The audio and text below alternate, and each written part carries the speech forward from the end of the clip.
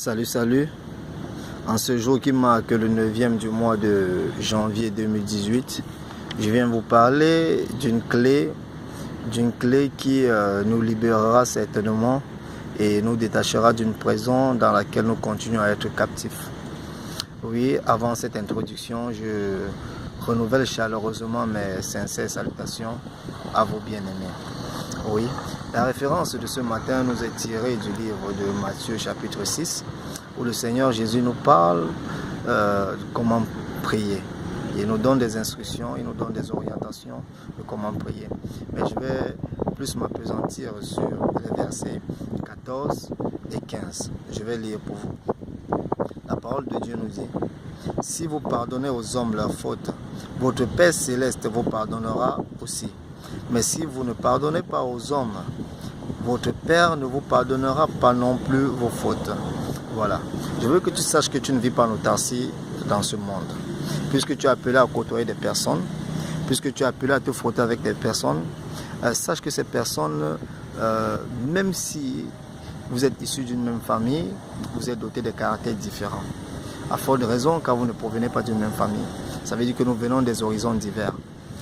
Tout le monde ne pensera pas comme vous. Tout le monde ne va pas percevoir les choses comme vous. Et à partir du moment où vous le percevez, sachez qu'au niveau de vos échanges, les points de vue seront différents et chacun pourra être heurté selon sa sensibilité. Mais en ce matin, le Seigneur vient te rappeler que peu importe ce qui a été dit, ce qui a été fait à ton encontre, ne prends pas les choses au second degré. Aie un cœur de chair. Sois à la hauteur de pouvoir pardonner à celui qui est en face de toi. Peu importe la gravité des actes qui ont été posés à ton endroit. Si c'est difficile à digérer, si c'est difficile à oublier, mais tu as une responsabilité parce que tu as cette capacité qui dort en toi. Tu as une nature divine, ne l'oublie pas.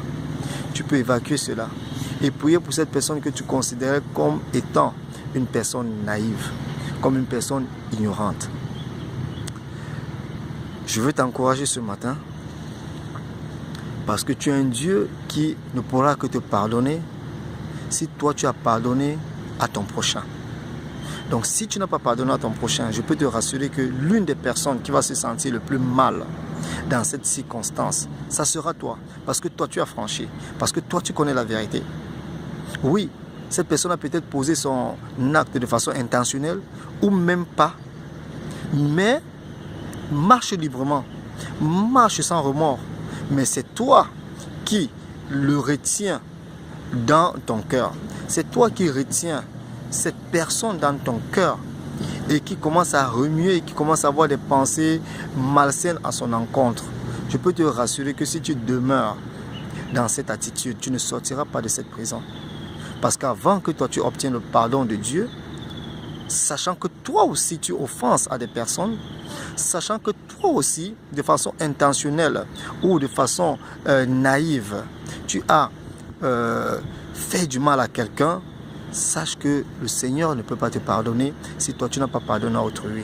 Ça, je te le rappelle, que peu importe la gravité des actes posés à ton endroit, tu as la capacité d'évacuer et de prier pour ces personnes afin que ces personnes changent.